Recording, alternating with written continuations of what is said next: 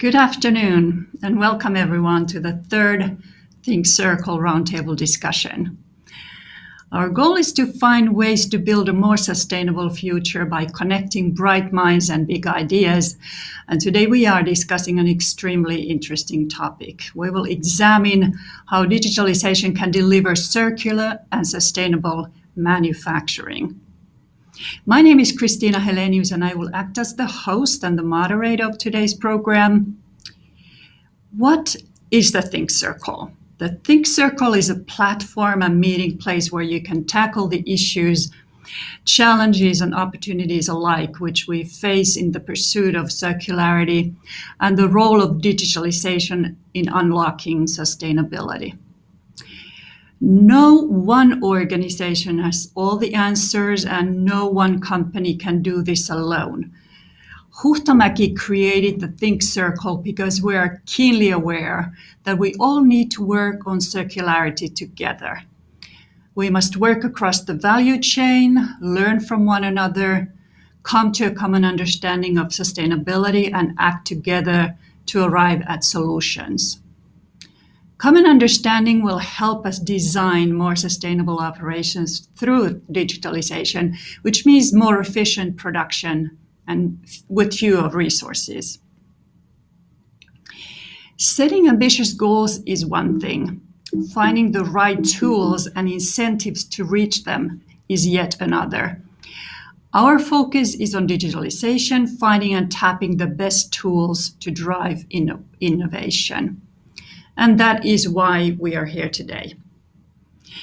Before today's event, we conducted interviews with our panelists to get a broader perspective on digitalization's role in unlocking sustainability. And the featured articles are available online at think-circle.com. So do check them out. But now we have the great pleasure to hear directly from our experts and engage with them in an open dialogue. And as we get going, don't hesitate to leave questions and comments in the Q&A box on the right-hand side of your video stream. And you just have to make sure you are not viewing the video in full screen mode, because otherwise you won't see that. And you're welcome to join the discussion on social media as well with the hashtag ThinkCircle. Today we have, as I said, with us 5 panelists who all have a different vantage point to today's topic. Let me first introduce Tobias Eriksson, head of Efeso Nordics and the forest and packaging industry team, who will join us from Stockholm. Welcome, Tobias. Thank you so much, Kristiina. Great pleasure to be with you. Yes, great to have you. You draw a strong connection between digitalization, circularity, and the UN Sustainability Development Goals.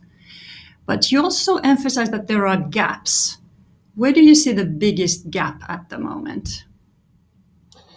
Well, first of all, we work from the, let's say, the early stages of the value chain of the forest and packaging circular economy, I want to call it, but value chain, and all the way down through the very end of it. And when you look at it from a holistic perspective, you see that today the companies are setting very ambitious goals for sustainability, and they have started to deploy operations around it. But we see a major gap when we look upon it with a more focused and sharper view in the actual operationalization of that work, of that ambitious agenda.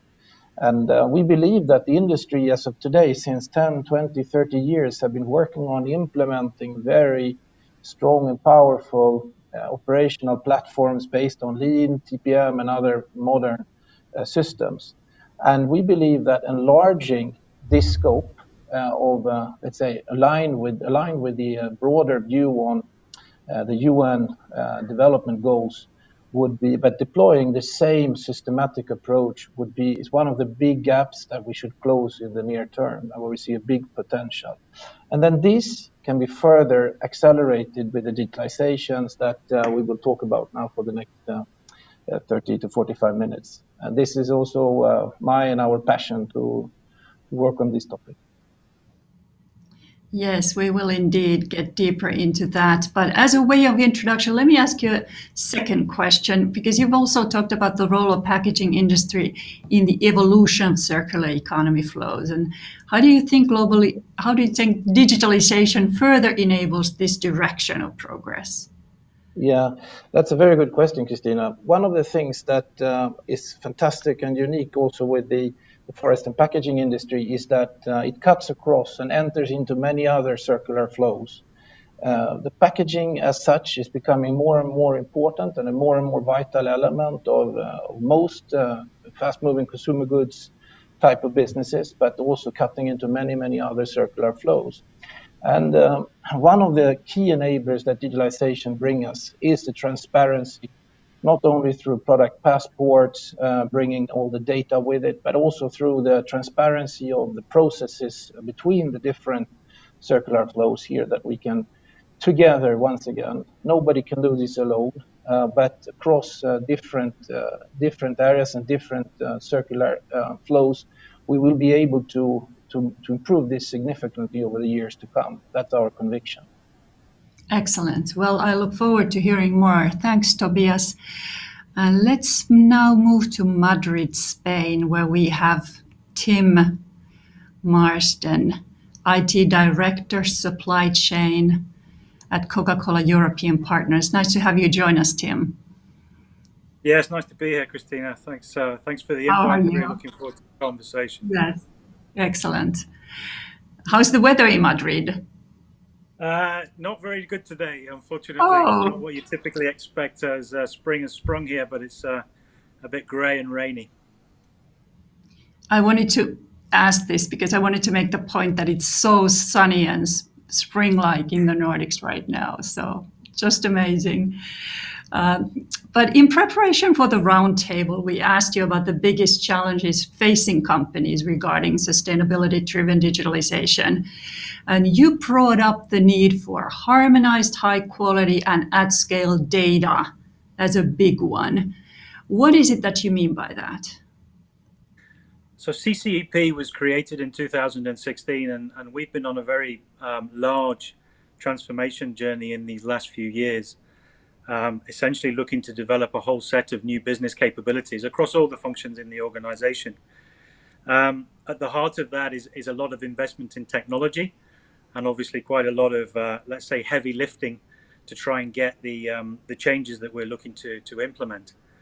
But aside from all of the big transformational work, we're also very active in the exploration of how new digital technologies can be added to complement the larger scale programs of what we're doing.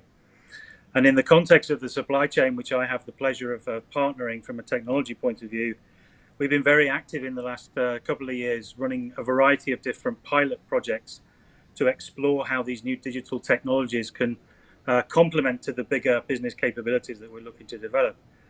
But typically it all comes down to the same thing, whether we're talking about artificial intelligence, machine learning, the application of some of the advanced algorithmic based calculations to get more predictive models introduced in terms of how we run the supply chain. Typically we come up with the same principal challenge, which is the need for large volumes of quality data. We've seen challenges in accessing that data, in collating that data, interpreting it, and then obviously applying it in the context of the new technologies. So that's the reason why I call that out as one of the biggest challenges that we face at the moment. Yes, and is it just inside Coca-Cola or is it intra-company, across industry collaboration? Well, I think we're very cognizant of the fact that we've got a lot of work to do inside our own four walls, but there's a lot of opportunity that we need to tap into and take the opportunity to leverage with better digital collaboration with a number of different partners, whether that's upstream in the supply chain to suppliers. We're obviously being hosted by Huhtamaki today, one of our key suppliers, and also down the supply chain into logistics partners and customers, and ultimately probably the end consumer as well. So I think whilst we've got quite a lot of challenges that we're trying to face internally, there's definitely a recognition of needing to extend the vision and the scope wider than our four walls.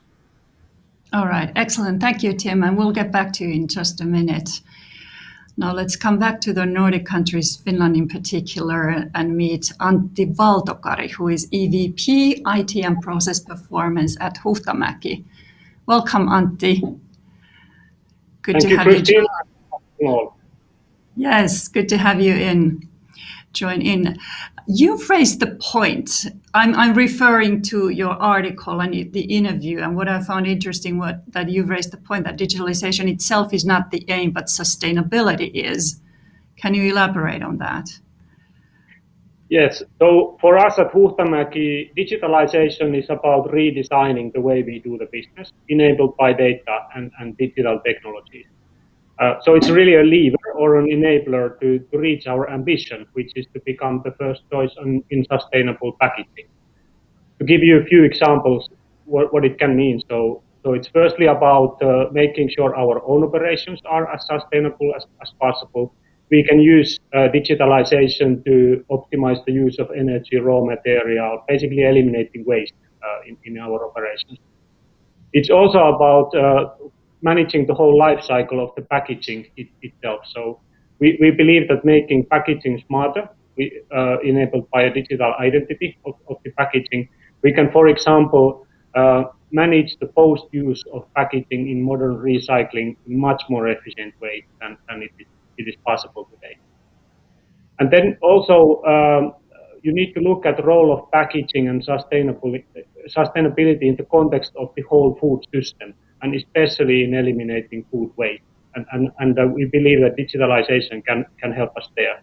So by digitally connecting, basically from farm to fork, the whole end-to-end process, we can make sure that there is right food at right place at right time, which makes the whole food system operating much better. And that way we can actually reduce food waste a lot in the system. Food itself can't have this digital identity or intelligence in it, but packaging around it can. So it has an important role in the whole end-to-end. And finally, packaging is a lot about food safety, and through that, making sure we preserve food the best possible way, which will also then, of course, eliminate waste. And with smart packaging, we can do also that in much better way. For example, the packaging could tell that is this food still good to eat, enabled by technologies and digital.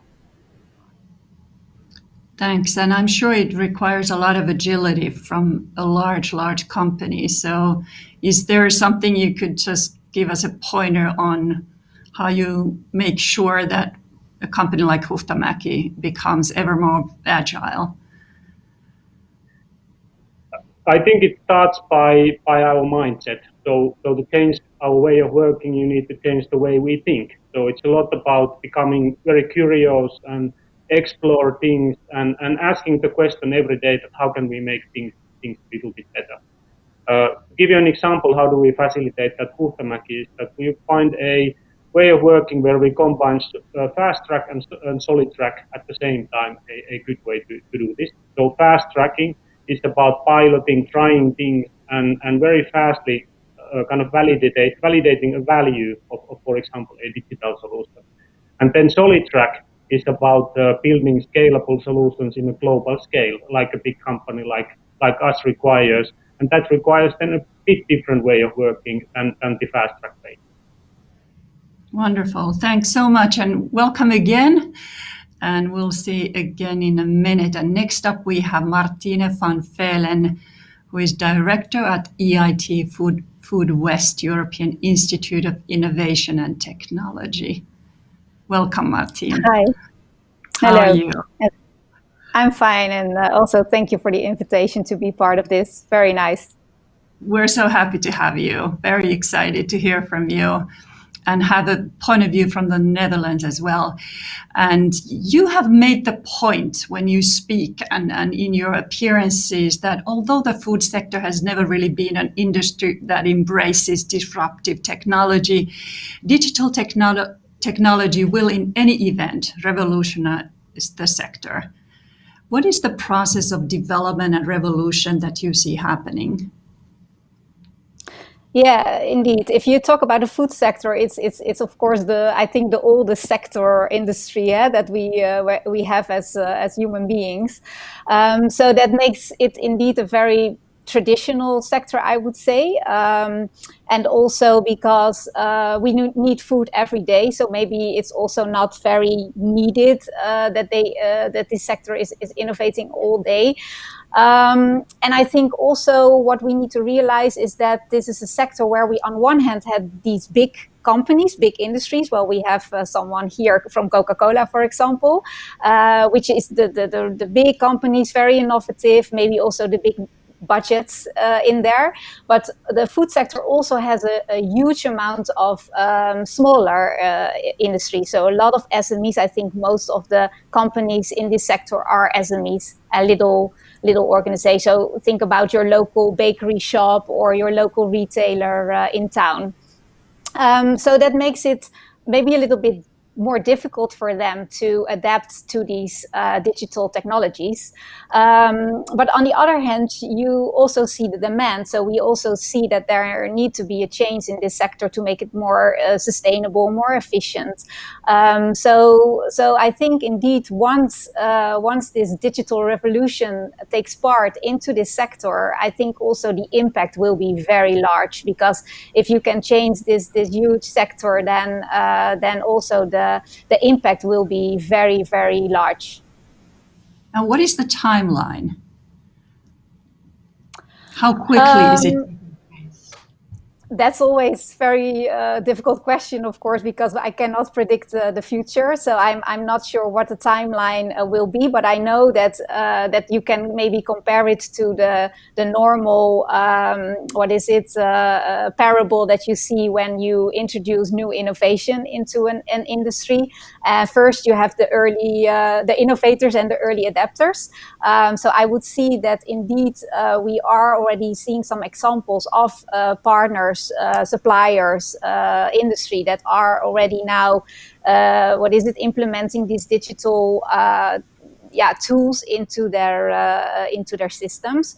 And sometimes we can also see that there is a requirement, especially from the consumer side, from the retail side, where they say, okay, we really want to, for example, trace where some food comes from, and then you can use digital techniques to indeed trace where the food comes from. Is it locally produced or somewhere else in the world?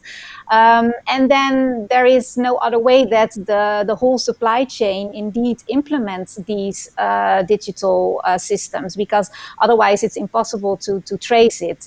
So it's more or less than being forced onto the different suppliers in the food sector. So I think, there is this tension between, on one hand, there, of course, you need to have the budget and the possibilities and the capabilities also to change.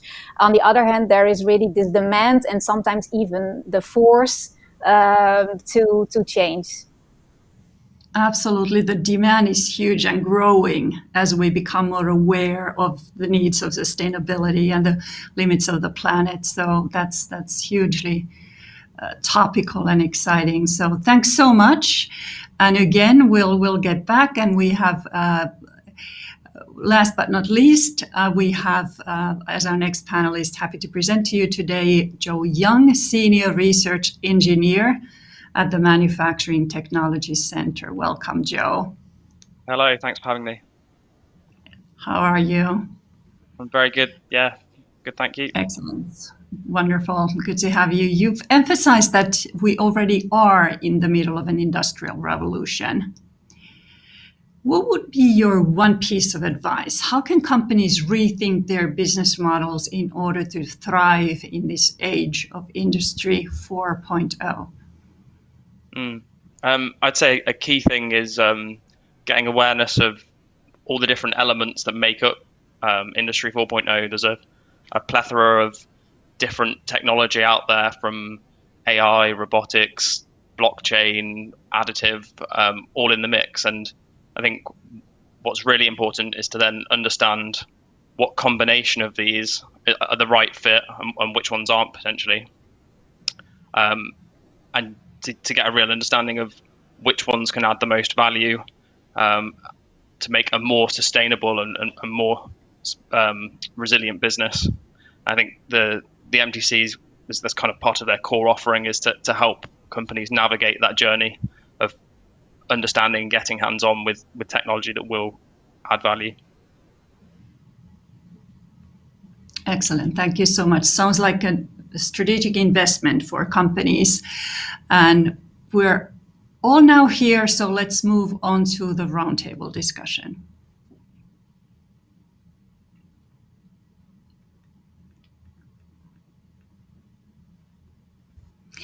As we already established, humanity is on the cusp of the fourth industrial revolution, and digital technology will fundamentally reshape our economies.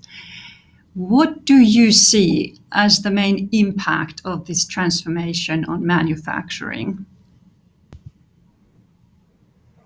Antti, would you like to go first? Sure. We spoke a lot about sustainability and how can digital unlock that. Another very important aspect for us as Huhtamaki is actually to look at how can we use digital and digitalization to deliver customer value and starting really our thinking from the customer. So Huhtamaki is very lucky and fortunate to have customers that are actively investing in digitalization, and they are very far already in digitalizing their consumer and customer interfaces. And the way we are looking at delivering the customer value is to think that how can we become the easiest partner for these highly digitalized customers to work with. So basically think that how do we integrate to their digitalizing processes and then actually think backward from there, that how do we digitalize our own operations, a bit reverse logic perhaps to the past. And actually, Tobias was talking a lot about his article for the need for the end-to-end thinking to make this happen, and I absolutely agree with that. That's another big change for us, not to look at kind of vertical silos, but these horizontals. If I may I comment, Kristiina? Please, yes, go ahead. I think, thank you, Antti, and I think there is another very important thing that you are highlighting in what you're saying, and is that many parts of this value chain or this circular economy that is being built up now around the forest and packaging industry is a B2B part of the chain. And that B2B part of the chain has a lot to learn from the B2C part, to the more downstream elements, because that's where also not only the digitalization demand is coming faster, but moreover the sustainability demand from consumers. And that, I think, on the B2B part, even if we talk about the companies like Huhtamaki or further upstream in the chain, we must be very aware what's happening downstream where demand is increasing. If I take one of our clients that we're working with is L'Oreal, not in this industry, but using a lot of packaging goods. And they have made a very firm commitment to their clients to cut water consumption by 70% and waste on packaging by more than 30% in a very short time frame. And these kind of commitments that the downstream companies in B2C markets are doing still and is propagating back. So the same thing that you are seeing and that you are talking about here, creating customer value that drives the digitalization, this is also a very, very strong driver of the sustainability elements backwards in the chain. This, I think, we have a lot to learn upstream here from the downstream part. Maybe another perspective which I will add on top of what Antti has already talked about, and Tobias putting the customer at the heart of things, and also the circularity of manufacturing operations. I would add that one of the most significant shifts that I'm observing from a manufacturing point of view is the number of increased stakeholders that have an influence over how you operate. So the number of influential parties that you're trying to satisfy is growing, exponentially, very, very quickly. External investors thinking about whether it makes sense to invest in a company based on the sustainability agenda that they have has a direct correlation to how you operate your manufacturing operations. As Tobias has just talked about, Antti talked about the customers. Once upon a time, a factory or a manufacturing operation probably wouldn't have the ultimate customer, so much on their agenda as they do today.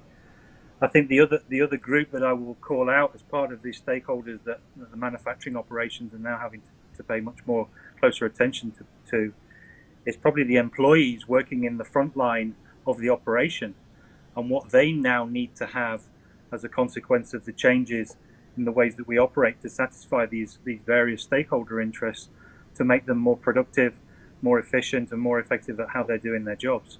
As we're putting more technology onto the shop floor, then obviously there's the human dimension that needs to be taken care of as well. And that's certainly something that we're putting a lot of focus on here at Coca-Cola European Partners. If I may then, Tim, I think you are putting, you're hitting the spike on one of the most interesting contradictions that is currently appearing, which is in case a natural consequence more than a contradiction. But the more we digitize, the more we automize, the more important the human dynamics element becomes. And this is may sound strange, but it is not, because what really happens is that every interaction that the human being, be it on the shop floor, blue collar, white collar, doesn't really matter. The impact that each individual has in a more digitized and automized system is tenfold or hundredfold more powerful. So the actual behavior element in the organization, on the shop floor, or in a dispatch center, in a manufacturing unit or dispatch center, whatever is the case, becomes tremendously important. So this is the fantastic contradiction. So the more we digitize, the more we also have to work on the human dynamics element. And secondly, also, we've seen quite a lot of fantastic bottoms-up driven, or let's say, innovation-driven digitization projects that have failed because they were simply not aligned with the operational people on the shop floor. So it just passed through. So instead of, I think one of the tricks that we need to do going forward in the industry is always to stay very close to the operational system, call it whatever it's called. In every company it has a name, TPM or world-class manufacturing, whatever it's called, but the link to the operational loss Paretos, as we call it, where you basically see the improvement potential and then involve the people very, very, very carefully in that process when you digitize and when you innovate, so that they feel comfortable from the beginning. Then, of course, there will always be top-down transformation elements that will come as an overarching kind of transformation point. But I really believe firmly in what you say, Tim, that the human part here is becoming so important. And this we have been neglecting in the industry quite a lot, I would say. What about Martine? Yes, Martine. Yeah. When I think about this human factor, let's put it like that, you can also, again, look at it from the consumer side, because I think also the digitalization and especially the data, artificial intelligence that you can use to predict, for example, market demand, it's very interesting because this data also influences your manufacturing again. So, for example, if you know that from data from the consumer side that in some, I would say some seasons there is more need for a specific type of food. In my case, then you can also adapt your manufacturing to this demand from the consumer side, and you can use again data, artificial intelligence to predict this need. And I think that's also very, very interesting. I Joe, think what's going your back comment? I was going to say, I think going back to Tim and Tobias, both talking about, I think one of the big failing points for a lot of companies when they're looking at introducing digitalization is missing that cultural transformation that has to go with it. It can't just be a buy and introduce a load of new technology without bringing along the rest of the company and the people who are going to be using it day to day and making sure that they're also invested in it. The point and where we are, I think, with digitalization at the moment is that it doesn't do everything for us. It's not automating out people. It's very much enabling people to spend more time doing the value add activities. Yes. And you already brought up that some digitalization will reduce manufacturing's use of natural resources such as water. But what else? Where else do we see less need for or savings on natural resources? How is that side developing? I think there are. I'll have to go first. Yes, that's please. Okay. Yeah, I guess there's incremental improvements that can be made through introducing, say, the monitoring, prediction, control technology, where you can look at your existing manufacturing process and make those continuous improvements to reduce waste by, for example, improved planning of energy use. But I think on top of that, what's really needed is step changes. So new products, new processes, and new entire business models, and digital tools. So if you look at modeling and simulation, how that can be used with optimization and machine learning, can really be used to accelerate the introduction of these new products, processes, models, and by kind of reducing the time to the number of design, make, test cycles that you need to do there to get that to market and get these desperately needed breakthroughs. I think without these, there's no way of really achieving the core sustainability targets. We received an audience question, which I think is hugely poignant and important. And it says, more and more manufacturing companies are beginning to view digital transformation as a strategic imperative. How can organizations recognize whether they are ready or not to embark on this journey? How do we know? How does a company know, and how can they get started? I can provide some perspectives from Coca-Cola European Partners' point of view. As I mentioned before in the introduction, we've been on a large-scale transformation journey for a number of years now. But recognizing that was going to take as long as it would, we also wanted to have this additional capability to be able to explore opportunities to satisfy business requirements. And I think that's an important point that I make there, is that the digital agenda needs to be driven and very much aligned to your business strategy and business objectives. You can probably spend quite a lot of time, effort, and obviously money trying out all these toys that you've now got available to you. But I would make a very clear recommendation from the outset that everything needs to be driven and aligned to your business strategy. But then once you've found the one or two sweet spots that you want to then go and explore, I think Antti talked about this in Huhtamaki's strategy as well. It's very much a case of failing fast, learning quickly, and then determining whether that technology really is going to be relevant to achieving your business outcomes and business objectives. Joe mentioned this in the comments that he made as well. So I would encourage companies not to put off and wait and try and find the perfect opportunity, but simply to let your business strategy drive and guide you, and then with the right obvious advice and guidance from a technology point of view, get out there and try and test. And learning from others, right? I think because we are, of course, a network organization, so we have a lot of companies in our network. And then also our task is really to connect examples to each other. Like, for example, one is more like an innovator, what I already mentioned.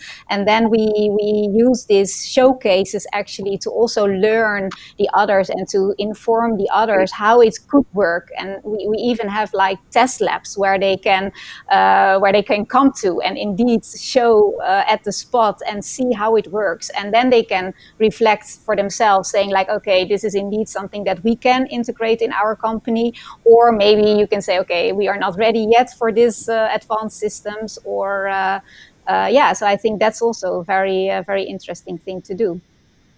Yes. I completely agree.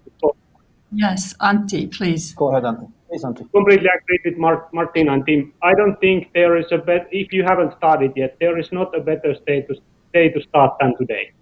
I think digitalization is actually mostly a leadership challenge. It's not really about technology or anything like that. All the technology is already or everything you need is already invented. It's actually about leadership and kind of demystifying that what do we mean by digitalization with concrete examples.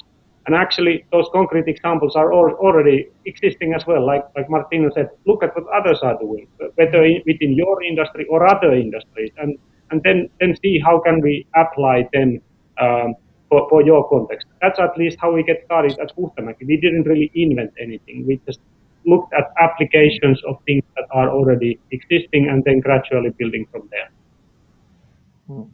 I had a comment from what I saw in your comments, and I heard from you, Tim, here, which I really liked. And one of the things that we see now emerging is that when a company starts painting this, what we call the big picture, basically taking the business strategy and putting then the digitalization in that context and developing this big picture 1, 2, 3, or 4 years down the road where they want to go and how they want to leverage digitalization. Well, what we have seen now happening is that people are doing this since some time to attack cost, productivity, quality, the traditional elements that we have been addressing with operations excellence as well. But what we see happening now is that they are broadening this big picture. And I think you comment about your 6 new focus areas, Tim, in your material. So they're broadening the big picture. So they're now creating a big picture which includes more and more of the sustainability development goals. Mostly today they're environmentally attached. I'm pretty sure that there will come social and there will come also governance elements in there from the cover the full range of the 17 UN sustainability goals at some point. But so what we're starting to see now, and I have seen a few examples of that, of big pictures taking into account for the digitalization strategy, taking into account this full range of sustainability, and also how this affects the target ICT architecture that you have to draw on the wall at some point. Even if I completely agree, you cannot wait for drawing a perfect target architecture. But the interesting thing is when you start seeing these broader sustainability elements coming into the definition of your roadmap, then you also see things like these product passports and different sustainability related process data that you want to share across other circular economy, circular flows outside your own direct value chain. So this is, I think, very, very interesting what I heard from you, Tim, and what I saw. We see this coming now, and every company have to decide on what level they want to incorporate and encompass their sustainability agenda. But my recommendation is to really think through that point, because it does affect the target picture. Excellent. We are starting to have nice number of audience questions, and some of these are already actionable. Looks like companies are ready to hit the road. But let me just go in an order here. First, a question to Antti. What can governments do to help? What's their role?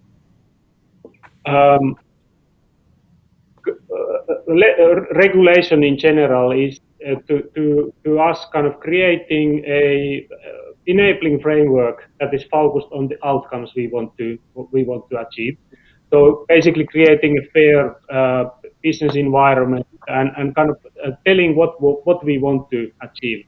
But I think it's quite important that then on how do we do that? How do we as companies innovate is kind of left with us. That's where we are best. So kind of setting the frame what we want to achieve, the guiding rails, and then it's our responsibility as businesses then to fill the gaps in between.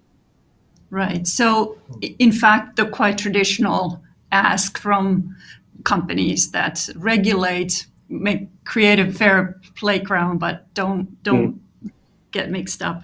And then I have for Martine, does the EU have an advantage in digitalization, or are we playing catch up with Asia? Martine, what do you say? That's a good question. Well, maybe we are indeed, but I think, of course, also maybe as you, I think Europe is in the forefront of some very interesting technologies. And I also want to applaud or recommend our startups, because we have very smart new companies that come up with some very interesting solutions. And I also tend to make sure that we really use these creative minds and solutions that they bring up. And I think the European Union has recognized that, and they do a lot to support these startups and to make sure that these new technologies are adapted by all of us, also by the big companies, because that's what you also see in the big industries. They are all looking to these startups, and I think the European Commission is really doing its best to create an environment where all these startups can flourish, and also make sure that their innovation enter the market in a very smart way. And I hope that we can indeed grow together with Asia on the same pace, and make sure that we revolutionize this industry. All right, Tim, I'd be putting you on the spot next, because I have a question. What is the cost of not getting the digitalization right? And what's the best example of the wrong way to integrate digitalization? I think you've got to hold yourself accountable to some guiding principles to try and avoid complete failure and disaster, and measure your progress along the way. And probably say nothing more than what's obvious and basic project management. But when you're doing these kind of exploration activities in the world of digital, I think you have to double your efforts to check your progress and measure whether the solutions that you're trialing really are driving the business value that you're looking to achieve, that you set out in the original objectives for the investment. It's a bit of a myth, I think, that the digitization, at least trialing digitization, has got a huge price tag associated to it. Typically, in terms of what we spend on the pilot initiatives, at least it isn't comparatively all that much investment on our side. But what we do is make a very strong play on evaluating how successful we're being during the period that we are running the pilots. And we've had examples, and I can tell you examples openly in this forum, where we stopped partway through, literally a 3 or 4 month exercise, because we realized that we're simply not able to obtain some of the data that's required. I talked about it in my opening comments about the importance of data and the challenges associated to accessing some of the data that's required for these advanced technologies. I can recall a decision to stop at one of these pilot projects because we realized very quickly that we just simply didn't have the access to the data that was required. So again, I would challenge yourselves to start and learn as you do, but also keep a very strong, close eye on whether the value is coming and you're seeing the potential for it to scale and grow to the larger dimensions of your organization. And there's a follow-up for all of you on this. What are the KPIs that companies can measure their journey towards sustainability? Joe, should I call on you? I've left you alone a little bit now.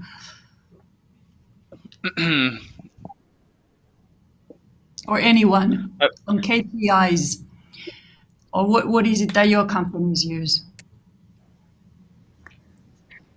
Well, when we talk about in EU, sorry. Martine, please. Oh, okay. Now, KPIs, for example, in our respect, is really the food loss, food waste issues, and, for example, CO2 reduction. So that is really measurable KPIs that we are using a lot in our projects. Yes. All right. Well, then, digitalization of packaging from farm to fork has been mentioned. What technologies are available today? And these are, again, audience questions. In the future, today or in the future, to individually tag and trace packaging on a large scale? Who is the expert on this one? I can start from Huhtamaki. So we are producing packaging for goods with very high volumes and relatively low unit price. So you need to be also mindful that what's the kind of cost of technology related to the digital and smarter packaging. And we are quite interested actually in kind of non-electronic digitalization. So using things like watermarks or QR code is a good example. So fitting very well to the existing production processes, proving the work, and especially, like said many times, they help you to get going in relatively low investment and try things out and see if they work. At least for packaging, I think it's a good starting point. Anyone else wants to pick up on that? I mean, it's a very relevant challenge, but it's not one that's easily solvable. As Antti suggested, the volumes of packaging that is being produced to trace individually each item all the way through the end-to-end value chain is extremely difficult. So, maybe the audience is expecting Coca-Cola European Partners to have the answer to that, but I'm afraid we don't. We are looking at it, and we're probably looking at alternative solutions as well, ways in which we can reduce packaging or eliminate it completely, so we don't have that challenge necessarily. But I think it's a very relevant, and certainly at the scale that we need to address the problem, it's one that needs continued support and investment to try and find the most appropriate solution. Excellent. And, All right. and I think, Kristiina, I think here consumers will be an extremely strong force.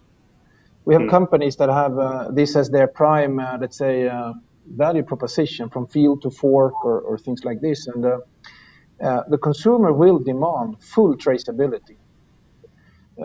There is extreme traceability technologies now being put in place for tracing every joint or every bolt that has been tightened on an aircraft engine or whatever. And the same type of traceability the consumer will demand when buying a product off the shelf or anywhere. Where does it come from? Where does it originate? Even which fiber? Where was this tree rooted? Where it came from? I'm personally convinced that this will be driven from a consumer perspective all the way through the value chain. And the ones who can answer to that, and if we can do that as an industry, the better we can do it, the more powerful it will be. Yes. I'm tempted to go back on the global level, the macro view of things and the sustainable future and sustainable future. And I'd like to ask you, how can stakeholders make sure that this new industrial revolution is not only ecologically, but also socially and economically sustainable? We talked about the humans. May I comment? Yes. Yeah. May I comment, Kristiina? Because I didn't comment on the KPIs, but coming back also to my starting comment, I think each company has to make up their mind. Where do they draw the border, or which of these ambitious development goals will they incorporate in their body and in their strategies going forward? And that will then drive the KPIs that they set for themselves into the future. And they will encompass environmental, social, and governmental governance-related elements in there. And all the 17 goals, if you want to stretch the whole panorama. And then, that's one thing. And that I think companies are pretty good at doing today, actually. But then the trick is in the deployment of those KPIs. So how do you really make that operational? How do you operationalize those KPIs? And how do you deploy them into your operation and then tie the digitalization to that deployment? And I think there's a lot to learn from the big corporate operations excellence programs that's been driven many years of cost, quality, and productivity. And repeat that. We've done it on safety. We've started doing it on health. I've seen it now through the pandemic in many companies. And we can do it on all the others as well. So for me, it's just a question of where you want to draw the line. The tools for deploying it and executing it, operationalizing it, and get the rubber into the road, they are available. We've learned that during 30 years. But so it's more of an ambition and a setting of the frame of each company want to go. And that will depend on, I think it was, I don't remember who brought it up, but the investor rating that each company now is underthrown will have a tremendous impact also from another stakeholder category, which are the investors. So this will, because if you're below a certain rating, you simply will not have access to the capital of funds that do not invest below that level. So it's a choice you have to make as a company. Where do you want to be and where can you be? And so this is one of the most interesting things I see right now in this in the trends here. So consumer driven, but also investor pushed, if you want to call it, at this point.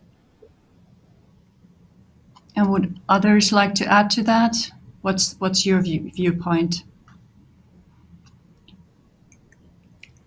Maybe another dimension or perspective from me. I think the question is probably asked, how much can we afford to invest in this? Maybe the question probably is, how much can we not afford, to not invest in this? For the reasons that Tobias just outlined, it was me who made the investor relations or investor sentiment stakeholder position as being important previously. But I think really when I look at some of the initiatives that we're pursuing, they are basically setting the next level of foundation for the future. It's recognizing that some of the operational dimensions of how we, have got our facilities to where they are today. They need a fundamental next step of investment to get them to where they need to be in the future. And so, not investing and doing this piece of work that we're undertaking with the implementation of new technology and transforming the capabilities with it is something that I don't think we can afford not to do. We have to get there. There's so many different stakeholders I mentioned before who demand it and are going to need it to feel compelled to support us, work for us, work with us. I think it's just the reality that we're now having to face up to. Yeah, I think it's interesting in the questions I see this common theme that how to make the connection, how to bring all this together. You may have technologies, you have the social side, ecological side.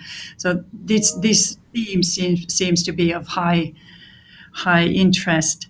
What about recycling? Is there something we can say about recycling? How will this help? Or if I start, I think I mentioned in the beginning as well that we believe that it's about making packaging smarter, and we make it smarter by having a digital identity connected with packaging.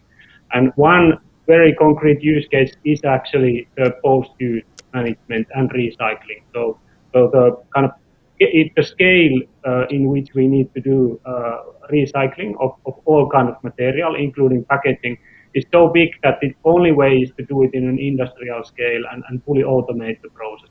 And that again can work efficiently only if we can basically tell to the machine that what kind of packaging I am and how I should be recycled. And it's actually a good example as well that to make this whole thing work, to use digitalization to unlock sustainability of the whole system, it also requires that there are multiple players in the value chain working together and doing their role. So it's not only about looking what is my scope, so what do I hand over to the next step, what do I get from the previous step, but really taking ownership that both upstream and downstream we are cooperating and making the whole thing work. Recycling is one example of that chain, and actually not the last step, but it's actually a step for the new life of packaging, for example. And what about Antti? Yes. Sorry, I was just going to say more broadly on this on the idea of recycling. I think the key thing is around design for new products. So in the past we've had design for manufacture, design for assembly. But I think going forward, a big thing is going to be design for circular economy, designing so that products can be remanufactured at the end of use or disassembled so that the majority of it can be reused or reused in other value streams at end of life. So I think it's got to go all the way back to new products that come out have to have this built into them. They have to be thought about up front. Yes, and Kristiina, there is a fantastic project that I've been following closely it's in the discrete manufacturing industry where one big corporation has launched a circular innovation project. And I think this is a fantastic, it's a platform, and I think we should do this in every industry. And so it's the same thought as the Think Circle concept, but it's centered around innovation. So circular innovation, and that could be hosted by one player or several players in a major let's say value chain. But it's really a fantastic thing, and it's the same thing as that you're saying here, Joe. It has to be a collaboration. It has to go across. And I've seen fantastic ideas in that competition that they launched, that is now materializing into offerings and making a tremendous sustainability impact in that area where they are active. Well, we didn't cover everything that we were asked, but before we come to the last 5 minutes of our hour, I'd like to hear one more time from all of you, and let's do a round of wrap-ups. And I'd love to hear from you. How do you see yourselves or your companies being at the forefront of this change? What is the strategic choice you've made? Where do you want to make a difference as a company or as an organization or even as an individual? So why don't we start, Joe, with you? Well, in that sense, the MTC is in a really fortunate and unique position where we get to work with people from academia, with technology vendors, with businesses across different levels of supply chain.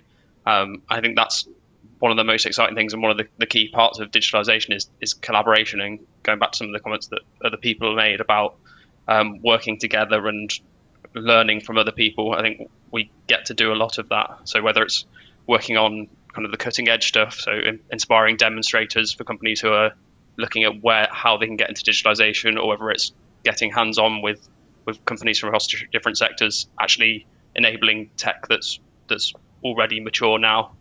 I think that's how we get to really be a part of it. I'm very much looking forward to how that continues in the next 5, 10, 20 years. What about you, Antti?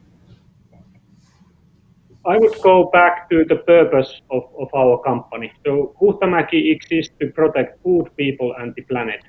And I think those activities around the industrial revolution or digitalization, you can connect to them to these elements. So how can we better protect food, eliminate food waste, like we discussed, make sure it's hygiene and safe, and we can make it accessible for billions of people globally.